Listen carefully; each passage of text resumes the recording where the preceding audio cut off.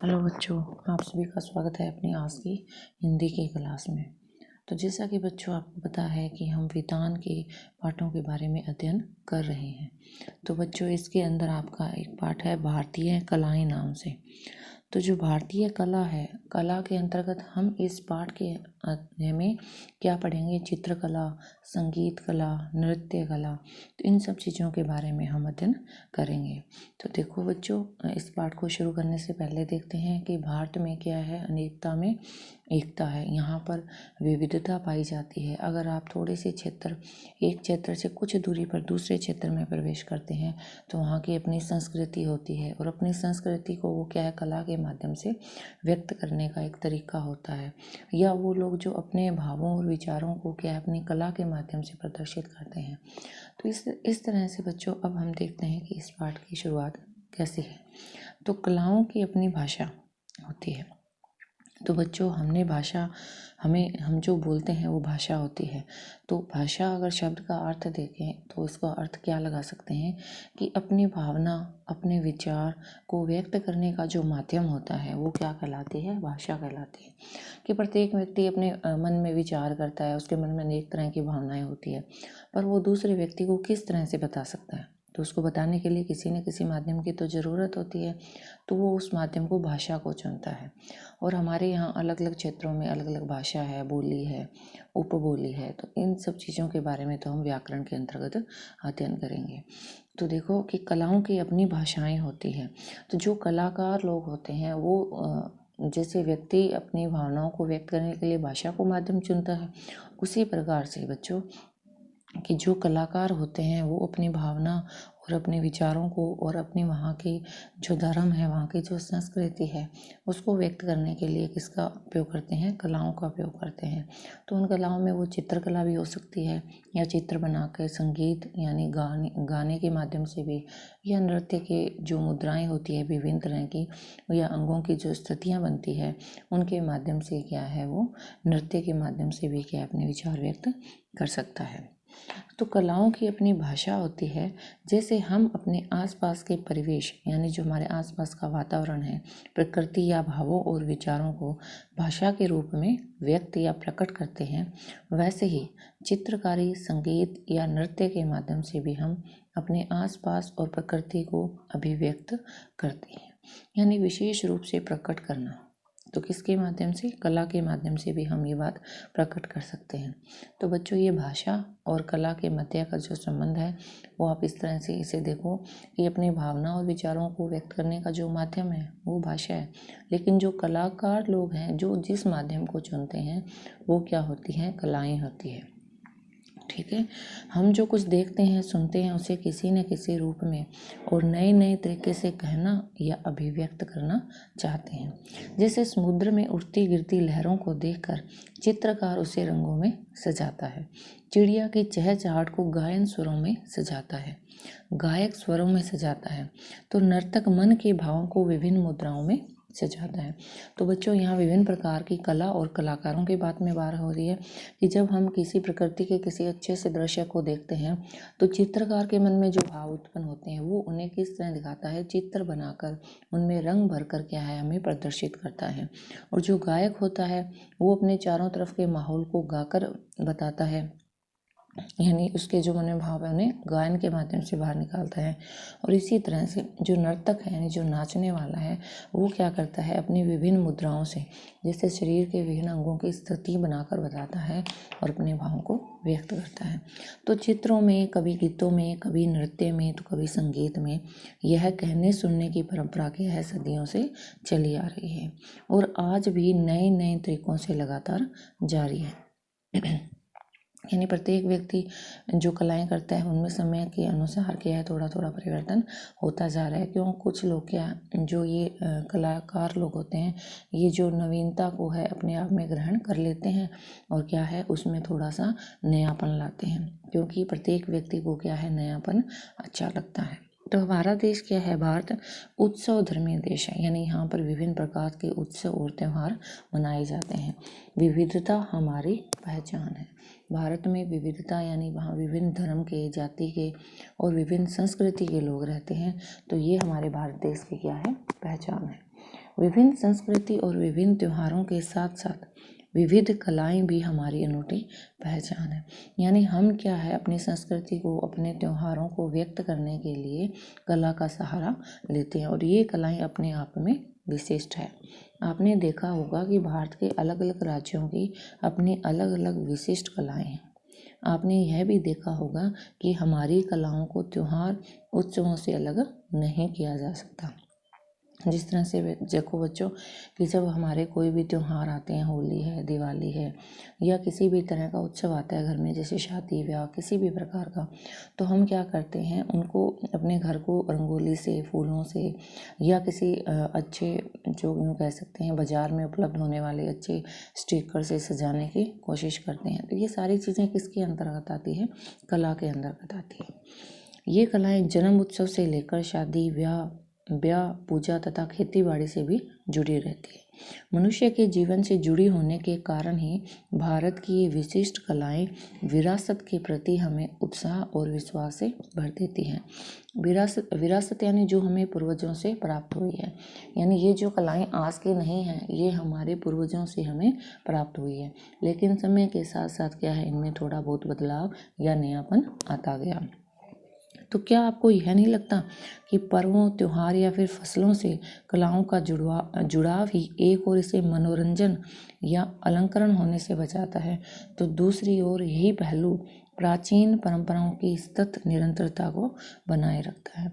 यानी जैसे ही भी हमारे अगर अपने किसान वर्ग को देखें तो फसल में भी कई तरह के उत्सव लोग बनाते हैं, बुआई के समय, कटाई के समय या कोई त्यौहार आता है, तो उन त्योहारों के माध्यम से जो हमारे पूर्वजों के द्वारा दी गई हमारी कलाएं हैं, उन्हें क्या है, हम निरंतर आगे वाली पीढ़ी तक पहुंचाने का माध्यम बने रहते हैं।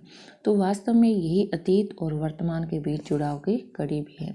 यानी हमारी जो पिछली पीढ़ी है और जो आने वाली पीढ़ी है, उसके बीच में जो आज वर्तमान की ये है, वर्तमान जो है ये क्या है, जुड़ाव का कार्य करती है। तो देखो बच्चों कि अगर हम आज पीछे मुड़कर देखें तो पाएंगे कि जनजातियाँ यानी जो आदिवासी जातियों से संबंधित है और लोक कला शैलियों के सभी रूपों में एक व्यवस्था भी दिखाई पड़ती है जो आगे चलकर शास्त्रीय कलाओं का आधार बने। यानी सब जितनी भी कलाएं हैं वो क्या है, जैसे जैसे उनमें नया रूप आता गया, उन्हें एक नया नाम मिलता गया। तो हमारी जो शास्त्रीय कलाएं हैं, इनका आधार किसको माना है कि जो जनजातियां और लोक कला की जो शैलियां हैं उनको माना है। एक बात ध्यान देने की है कि शुरुआती दौर में सभी कलाओं का संबंध लोक या समूह से ही था। बाद में चलकर जब इनका संबंध व्यवसाय से जुड़ा तो व्यक्ति केंद्रित होती चली गई। यानी पहले तो क्या था कि जो भी कार्यक्रम होता था, कला होती थी, वो क्या समूह के माध्यम से होती थी, लेकिन जैसे जैसे लोगों ने इन कलाओं को व्यवसाय के रूप में ग्रहण करना शुरू किया तो वो क्या है, कला व्यक्तिगत रूप में भी होने लगी। तो मध्यकाल तक आते आते साहित्य, चित्र, संगीत, नृत्य कलाएं राजाओं और विभिन्न शासकों के संरक्षण में चली गई और धीरे धीरे शास्त्रीय नियमों में बनती गई। यानी पहले तो कहते हैं कि इनके कोई नियम नहीं थे, लेकिन जैसे जैसे मध्यकाल आया तो इन्हें क्या है, एक नियमों के अंतर्गत बांध दिया गया। वे कलाकारों को अपनी अभिरुचि यानी उनकी पसंद के अनुरूप कलाओं को सुव्यवस्थित और परिष्कृत करने के लिए प्रोत्साहित भी करते। यानी तो उस समय क्या था कि जो वहाँ के राजा होते या शासक होते थे, वो किसे कहते थे, जो कलाकार होते हैं उन्हें कहते कि आप इसको शुद्ध रूप में या इसमें अगर कुछ नयापन लाना चाहते हैं या इसे अच्छे ढंग से व्यवस्थित करना चाहते हैं तो इसके लिए वो उन्हें प्रोत्साहित करते थे। इस तरह मंदिरों और महलों में विकसित हुई ये कलाएं शास्त्रीय स्वरूप ग्रहण करती गई। गुप्त साम्राज्य में तो पराकाष्ठा पर पहुंच गई। यानी जो कलाएं थी वो उनकी चरम सीमा कह सकते हैं, वो कब पहुंची, गुप्त साम्राज्य में। भरत मुनि के नाट्य शास्त्र में इनका शास्त्रीय स्वरूप बना, जो कला के लिए अब तक का प्राप्त सबसे महत्वपूर्ण शास्त्र है।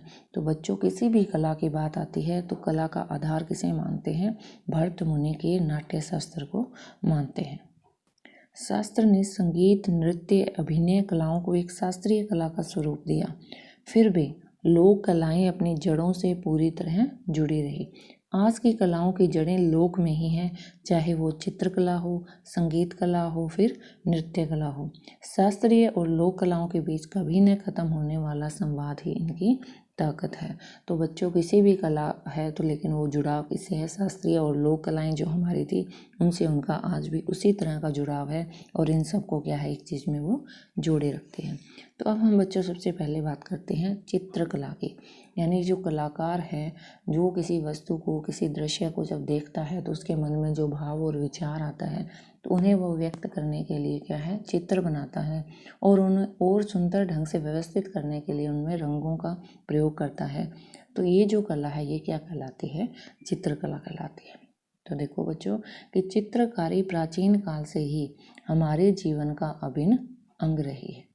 जब हमारे पास भाषा नहीं थी तब भी चित्रकारी थी और यही अभिव्यक्ति का माध्यम थी।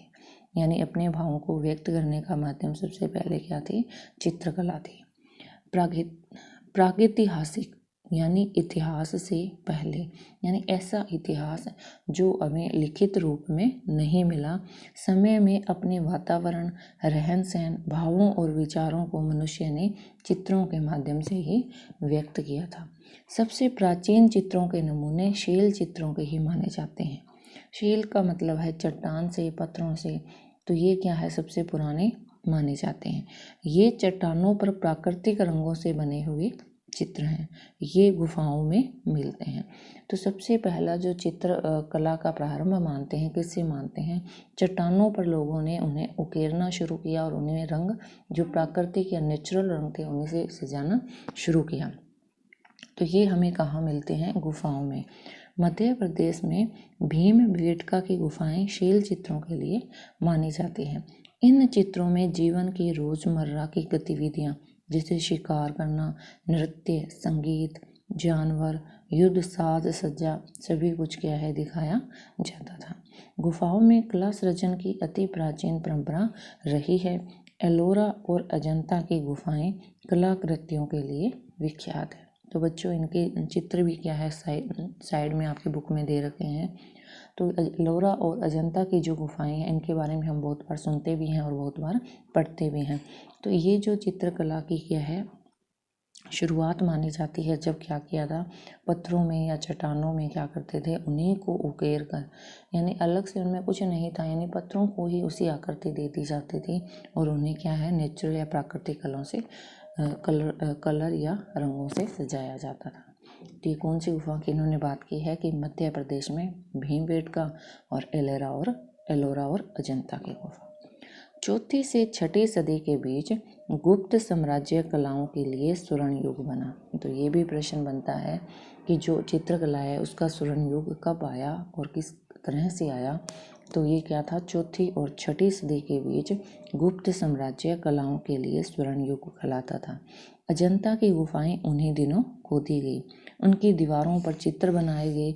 बाघ और बादामी की गुफाएं भी इसी जमाने की है। अजंता की गुफाओं के चित्र इतने आकर्षक हैं कि वे आज तक के कलाकारों पर गहरा असर डालते हैं। ऐसा मानना है कि अजंता की दीवारों पर बने चित्रों को बौद्ध भिक्षुओं ने बनाया था, यानी बौद्ध धर्म के जो अनुयायी थे उन्होंने क्या है, इन चित्रों का निर्माण करवाया था। तो 7वीं 8वीं सदी में चट्टानों को काटकर एलोरा की गुफाएं तैयार की गई। इसकी सबसे बड़ी विशेषता है कि इन्हीं के बीच कैलाश का बहुत विशाल मंदिर है। तो यहाँ पर बच्चों बात आती है कि जो एलोरा की गुफाएं हैं वो तैयार की गई और इसकी सबसे बड़ी विशेषता क्या है कि इसके अंतर्गत कैलाश का एक विशाल मंदिर है। इन मानुषी कला सृजन को देखकर आश्चर्य होता है। मानुषी कला यानी ऐसी कला जो क्या है, मनुष्य के द्वारा विकसित की गई। तो इतनी अच्छी तरह से उन्होंने इस चीज़ को दर्शाया कि उसको देखकर आश्चर्य होता है कि उन दिनों मनुष्य ने इसकी कल्पना कैसे की होगी, यानी उस समय लोगों के मन में विचार कैसे आया होगा, किस तरह से उन्होंने पत्थरों को उकेरा होगा और फिर उस कल्पना को साकार करने के लिए उन्होंने कितनी मेहनत की होगी। तो लगभग इसी समय निर्मित एलिफेंटा की गुफाएं भी मिलती है। यहाँ त्रिमूर्ति की जबरदस्त मूर्ति है। दक्षिण भारत के महाबलीपुरम की विशाल मूर्ति कला और तंजौर की चित्रकला कला कौशल के अद्भुत उदाहरण हैं। तो ये कुछ उदाहरण हैं बच्चों जो कि आपको ध्यान में रखने हैं। जैसे एलिफेंटा की गुफा, इसमें क्या है, त्रिमूर्ति बनाई गई। और दक्षिण भारत में महाबलीपुरम की विशाल मूर्ति, तंजौर की चित्रकला कला कौशल की क्या है, अद्भुत उदाहरण है। हम जिसे लघु चित्र के नाम से जानते हैं वे दो प्रकार के होते हैं। तो यहाँ पर चित्र के दो प्रकार दिए गए हैं, एक तो है स्थायी रूप और दूसरा होता है अस्थायी। तो स्थायी में क्या होता है कि बच्चों जो क्या है हमेशा स्थायी रहता है, उसे हम क्या है आज देखें या कुछ सालों के बाद देखें वो वैसा ही स्थायी ही हमें दिखाई देता है। तो देखते हैं इसके अंतर्गत किस प्रकार के चित्र आते हैं। तो एक स्थायी जो कपड़ों, किताबों, लकड़ी या कागज़ पर किया जाता है, इनमें आंध्र प्रदेश और छत्तीसगढ़ की कलमकारी, पंजाब की फुलकारी, महाराष्ट्र की वर्ली इत्यादि क्या है, बहुत ही प्रसिद्ध है। इनके प्रयोग होने वाली सभी सामग्री प्राकृतिक ही होती है। यानी ये जो चित्र बनाने का, ये जो कलाकारी करने का काम है, ये सिर्फ क्या है, प्राकृतिक रंगों से ही किया जाता है। इन सभी चित्रों की विशेषता है कि इनकी विभिन्न प्रकार की शैलियाँ, वनों गाँव के लोग अपनी अपनी पारंपरिक शैलियों में चित्रकारी करते हैं। राजस्थान के चित्तौड़गढ़ में कलाकार लकड़ी के मंदिरों पर चित्रकारी करते थे। तो बच्चों इसमें एक चित्र भी दिया गया है, किवाड़ चित्रकारी, जो कहाँ की है, राजस्थान की। तो लकड़ी के ऊपर चित्रों को उकेरा जाता था, जो कि अपने आप में काफ़ी अद्भुत है। अगर आप कहीं जाओ तो देखना कि राजस्थान के चित्तौड़गढ़ में कलाकार लकड़ी के मंदिरों पर चित्रकारी करते, इसे किवाड़ पेंटिंग भी कहते हैं। तो अभी आपसे पूछा जाए कि किवाड़ पेंटिंग क्या है, तो लकड़ी के मंदिरों पर जो है चित्रकारी करना उदाहरण है राजस्थान के चित्तौड़गढ़ में। तो इन चित्रकारी में चित्र के माध्यम से सांस्कृतिक और ऐतिहासिक कथाओं को अभिव्यक्त किया जाता है। तो क्या है, क्या दिखाते हैं चित्र में, या तो वहाँ की संस्कृति को दिखाते हैं या इतिहास की किसी घटना को व्यक्त करते हैं। उड़ीसा के पटचित्र कथा में कवि जयदेव के गीत गोविंद को भी उकेरा गया है। तो जयदेव हमारे यहाँ के कवि थे और उनकी रचना है गीत गोविंद। इसे भी क्या है, उकेरा गया है। इसे कागज या पत्तों पर गहरे लाल, काले, नीले रंगों से उकेरते हैं। देखने की बात है कि गीत गोविंद के पदों को नर्तक ओडिसी नृत्य के माध्यम से भी अभिव्यक्त करते हैं। सभी कलाएं एक दूसरे से जुड़ी हुई है। यानी अगर हम यूँ कह दें कि इनमें जुड़ाव नहीं है, तो इसका एक उदाहरण है कि जयदेव के जो गीत गोविंद के पद हैं, उन्हें क्या है, चित्रों में उकेरा भी गया है, और ओडिसी जो नर्तक हैं उनके द्वारा क्या है, नृत्य के माध्यम से भी अभिव्यक्त किया गया है। मिथिला की चित्रकारी में मधुबनी चित्रकला भी बहुत प्रसिद्ध है। आज भी कलाकार अपनी इस कला को जिंदा रखते हैं। आज के राष्ट्रीय और अंतर्राष्ट्रीय बाजार में भी इन लघु लोक कलाओं की बहुत ज़्यादा मांग है।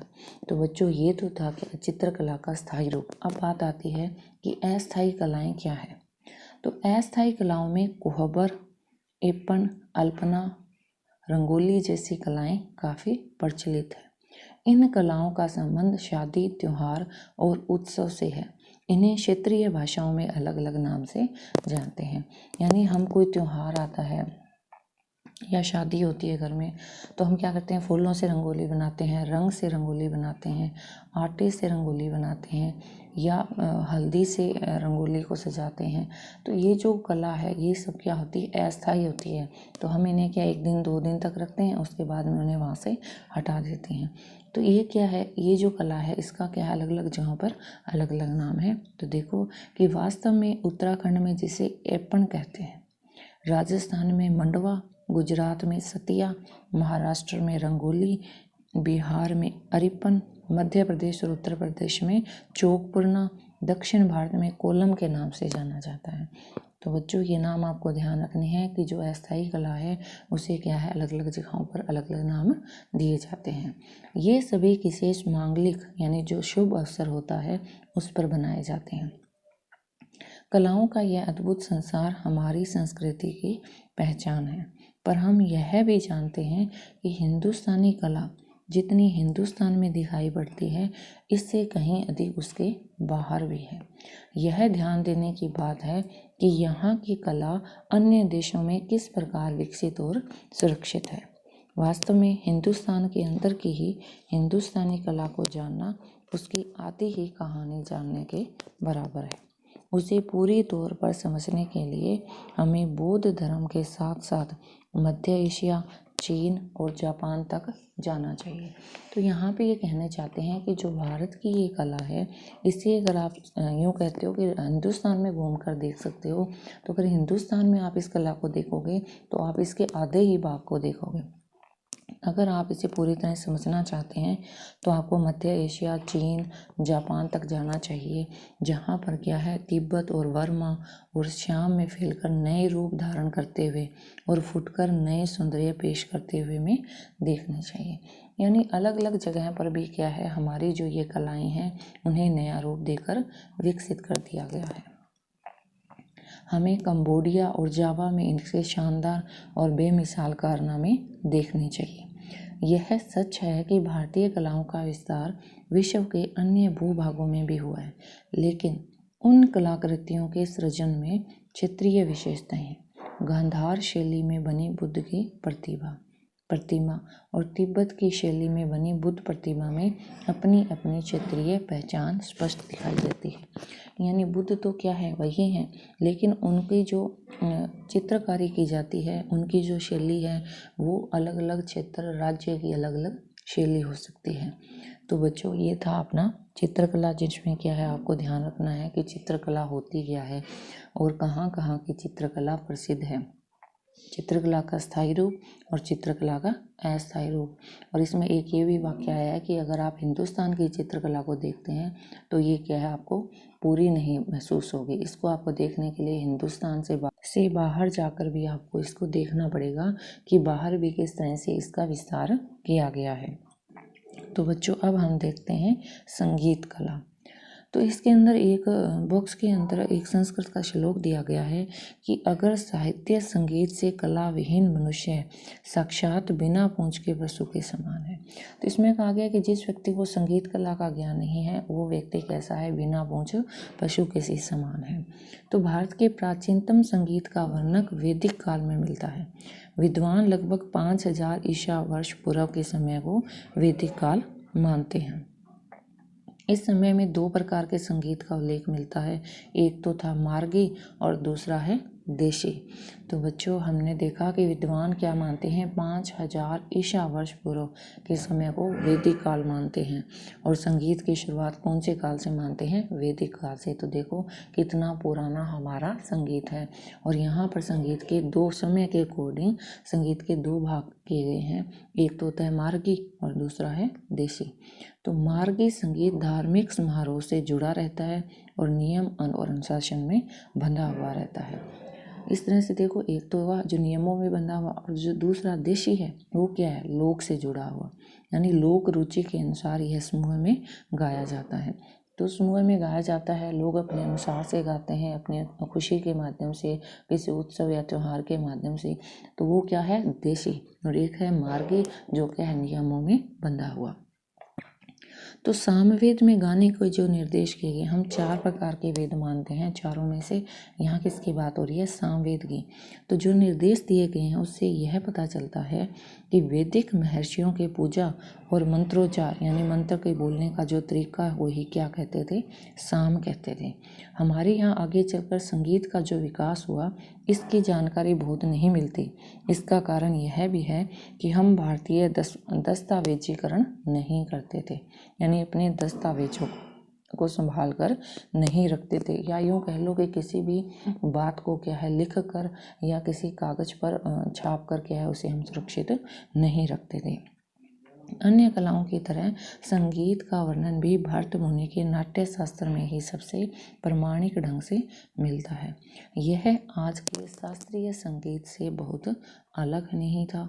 अगर आपने वीणा पर दक्षिण भारतीय संगीतज्ञ को सुना हो तो अंदाज़ा लगा सकते हैं कि आज से 1000 साल पहले का संगीत कैसा रहा होगा और यह उसके कितना करीब था। तो जब प्रमाण की बात आती है बच्चों, तो इसके जो अपनी बात कर रहे हैं संगीत कला की, तो इसका प्रमाण भी हमें कहाँ मिलता है? भरत मुनि के नाट्य शास्त्र से। भारतीय संगीत सुर, ताल, राग और काल से संबंध है। भिन्न भिन्न समय के अनुसार राग भी क्या होते हैं? अलग अलग होते हैं। तो थोड़ा सा ध्यान रखना बच्चों कि कौन से समय में कौन से राग को गाया जाता है। तो ब्रह्म मुहूर्त यानी जो सुबह जल्दी, या यूँ कह लो कि सुबह के जो 4 बजे हैं, तो भैरव मेघ राग का संबंध सुबह से, दीपक और श्री राग का संबंध दोपहर से, कौशिक और हिंडोला रात में गाए जाते हैं। तो ये तो क्या है? राग है जो क्या समय के अनुसार अलग अलग गाए जाते हैं। अगर आपने भारतीय पारंपरिक वाद्य यंत्रों को ध्यान से सुना और देखा होगा तो आपका ध्यान इस ओर गया होगा कि भारतीय संगीतज्ञ किसी भी वस्तु से संगीत निकाल सकते थे। जैसे वीणा, जल तरंग, रबाब, दोतार या बांसुरी सुनकर आप इस बात को समझ सकते हैं कि इन सब में प्रयोग किए जाने वाली चीज़ें हमारे आसपास के रोज़मर्रा में प्रयोग होने वाली है। इस अद्भुत विशेषता के कारण यहाँ की कला सबसे अलग है। यह सहजता और प्रकृति से जुड़ाव भारतीय कला की विशेषता रही है। तो बच्चों, भारतीय कला की क्या विशेषता है? सहजता और क्या है? प्रकृति से जुड़ाव। यानी जो यहाँ के संगीतकार हुए हैं अपने आसपास की किसी भी ऐसी वस्तु से क्या है? धुन का या किसी आवाज़ का क्या है? निर्माण करने की शक्ति रखते हैं। हमारे यहाँ का मुख्य वाद्य यंत्र क्या है? वीणा। क्या आपने कभी सोचा है कि हमारी पुरानी फिल्मों में गायक या गायिका नाक से क्यों गाते थे? तो आज से 2000 साल पहले भी गायक नाक से गाना पसंद करते थे और इसका उल्लेख भरत के नाट्य शास्त्र में मिलता है। संभवतः यह मुख्य वाद्य वीणा के सुरों तक पहुंचने की कोशिश का ही प्रभाव था। ध्यान देने की बात यह है कि यह उत्सव और उल्लास यानी जो खुशी से भरा संगीत भी धीरे धीरे नियमों में बंधा। इसका भी शास्त्र लिखा गया और बाद में चलकर एक शास्त्रीय परंपरा शुरू हो गई। संगीत भी लोक से जुड़ा था। इसमें संस्कार गीत और ऋतु गीत भी खूब मिलते हैं। आपने गिरिजा देवी की आवाज़ में मिर्ज़ापुर की कजरी जरूर सुनी होगी।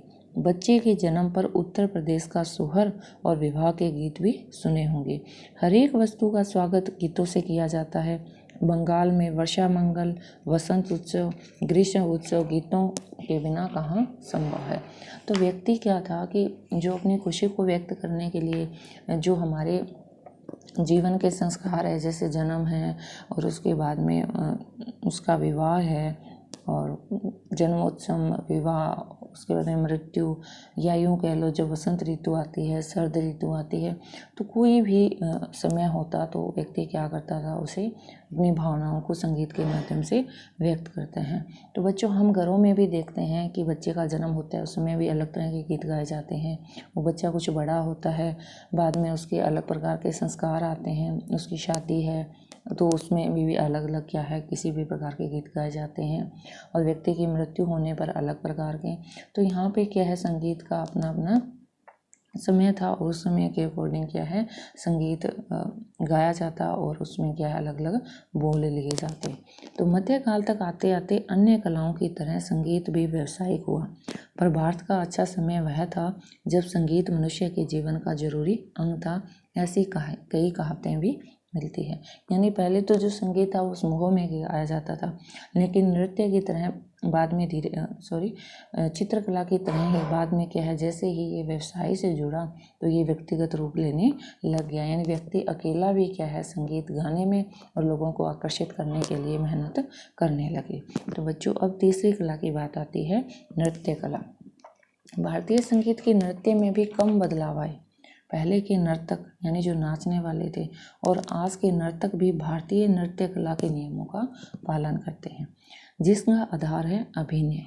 अभिनय यानी अपने आप को व्यक्त करते हैं, अपने किस मुद्रा से, शरीर के किस अंग से अलग अलग मुद्राएं बनाते हैं तो उसके माध्यम से व्यक्त करते हैं। इसका भी मूल शास्त्र किसको मानते हैं? भरत मुनि का नाट्य शास्त्र। यानी भारत की जो कलाएं, हमने 3 कलाएं आज हम अध्ययन कर रहे हैं, तीनों कलाओं का मूल शास्त्र किसे माना गया है? भरत मुनि का नाट्य शास्त्र। नाट्य शास्त्र में नृत्य और नृत्य 2 शब्द मिलते हैं। ये दोनों अभिनय के ही अलग अलग रूप हैं। नृत्य यानी अभिनय, इसमें शब्द और भंगिमा महत्वपूर्ण है। नृत्य में भाव और भंगिमा महत्वपूर्ण है। भारत लोक नृत्यों से समृद्ध रहा है। हर राज्य के अलग अलग समुदाय की अपनी नृत्य कलाएं रही है, जो हमारे रोजमर्रा के जीवन से जुड़ी हुई है। जीवन में जितने अनुष्ठान हैं, उन सबसे नृत्य कलाओं का संबंध है। खेती से जुड़े समुदाय के जीवन में ऋतुओं का बदलाव, फसलों की बुआई या कटाई सभी महत्वपूर्ण घटनाएं हैं। ऋतुओं का बदलना उनके पाँवों को चंचल कर देती है। वर्षा होती है तो उनके पाँव थिरक उठते हैं। भारत के हर राज्य में यही भाव मिलते हैं। कश्मीर से दार्जिलिंग तथा समूचे हिमालय क्षेत्र में एक और शस्त्रों और युद्धों को नृत्य कला शालीनता से प्रस्तुत करते हैं, तो दूसरी ओर गेहूं की फसल बोने को भी एक उत्सव बना देते हैं। सभी लोक नृत्यों में एक गुलाई में नर्तक हाथ में हाथ मिलाए तरह तरह के करतब दिखाते हैं। पंजाब की महिलाएं गिद्धा करती है, राजस्थानी महिलाएं अपनी ओढ़नी से चेहरे को ढककर घूमर करती है, गुजरात में डांडियों के सारे स्त्रियां गरबा नृत्य करती है, पुरुष भी डांडिया रास करते हैं, जो गरबा का ही एक और ऊर्जा भरा रूप है। महाराष्ट्र के मछली पालन से जुड़े समुदाय हाथों में हाथ डालकर एक दूसरे के कंधे पर चढ़कर एक पिरामिड सा बना लेते हैं। महाराष्ट्र का लावनी नृत्य अपनी अद्भुत ऐन्द्रिक आकर्षण के लिए प्रसिद्ध है। तो बच्चों, ये क्या है, नृत्य बताया जा रहा है। अलग अलग क्षेत्र में अलग अलग नृत्य किया जाता है। अलग अलग नृत्य क्या है, उस समय के जो माहौल है, खुशी है, उत्सव है, या यूँ को किसानों से संबंधित है, जितने भी भाव है, ऋतु है, फसलों की बुआई है, कटाई है, उन सबको क्या है समूह में नृत्य करके प्रदर्शित करते थे, जो क्या है सबको आकर्षित भी करते थे। इसी क्रम में मैसूर में डोडवा कबीले के लोग बालकल नृत्य करते हैं। इसमें रंगीन वेशभूषा के साथ साथ हाथ में उनके तलवारें होती हैं। केरल के कुरुवांची नृत्य को भरतनाट्यम का प्रेरणा स्रोत माना जाता है। गुजरात का टिप्पणी नृत्य भी समूह के साथ होता है। यह फसल की कटाई के बाद खलिहान में किया जाता है। तो बच्चों, इस तरह के ये क्वेश्चन भी बन सकते हैं। जैसे देखो कि फसल की कटाई के बाद खलिहान में किया जाने वाला नृत्य कौन सा है, तो गुजरात का टिप्पणी नृत्य अपने आप में काफ़ी प्रसिद्ध है।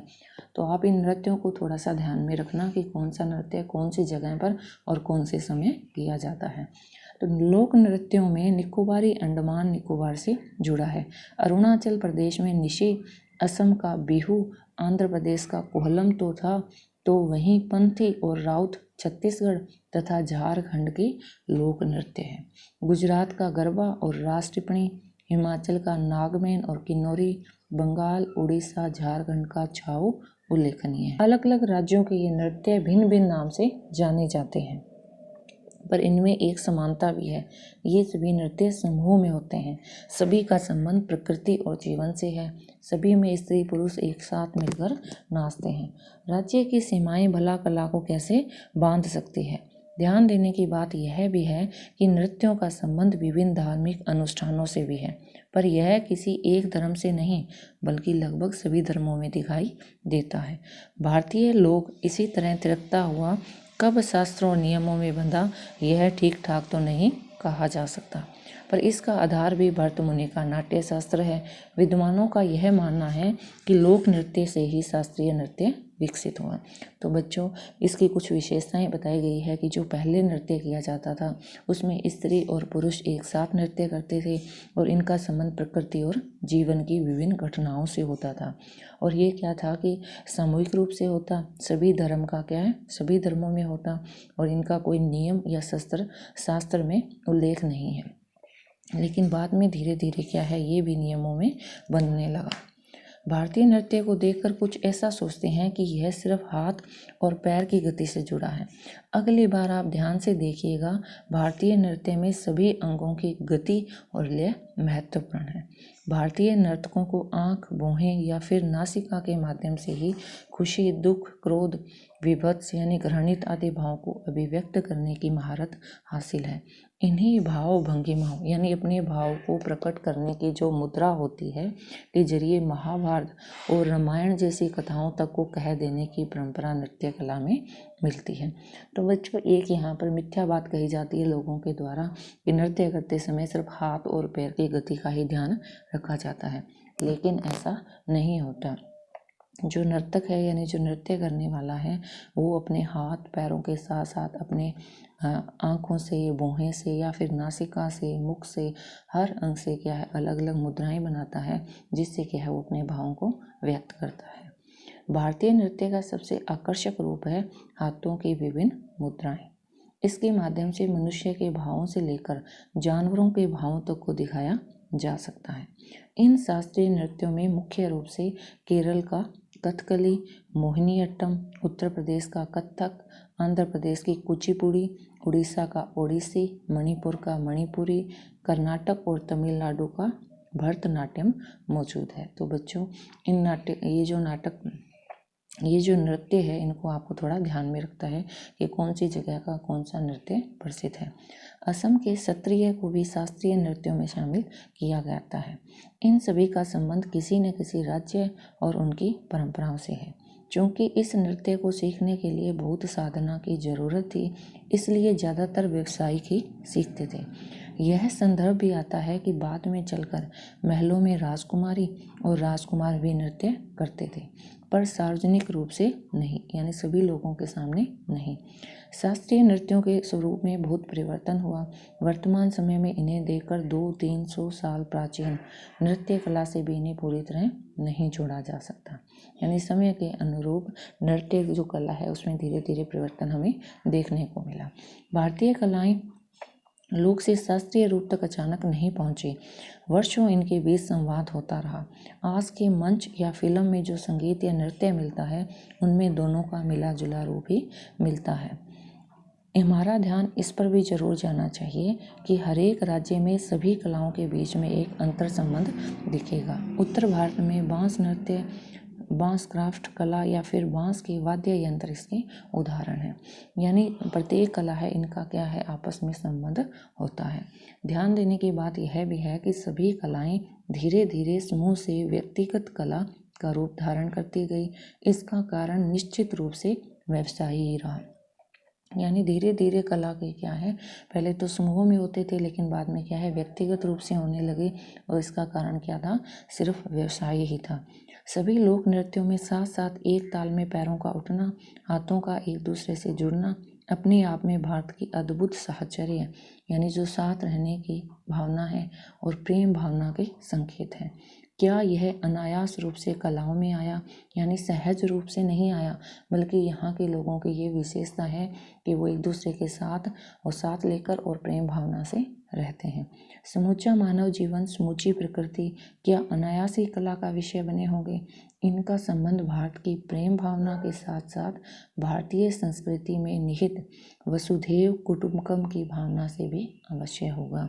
यानी जो नृत्य है, संगीत है, चित्रकारी है, समूह में किया जाता था, तो इसका एक ये भी था कि ये अपनी संस्कृति को व्यक्त करते थे। और हमारी संस्कृति में एक बात यही कही गई है कि सारी धरती क्या है, एक परिवार है।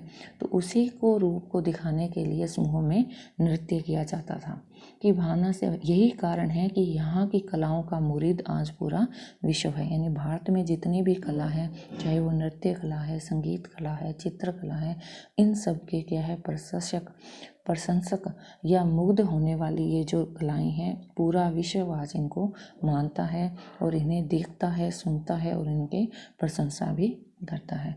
तो बच्चों इस पाठ में क्या है कलाओं के बारे में बताया गया है। ये पाठ आपके लिए इस साल के लिए तो महत्वपूर्ण है ही है। आगे भी अगर आप किसी कंपटीशन की तैयारी करते हैं तो उसमें क्या है इन कलाओं के बारे में आपको अध्ययन करना पड़ेगा।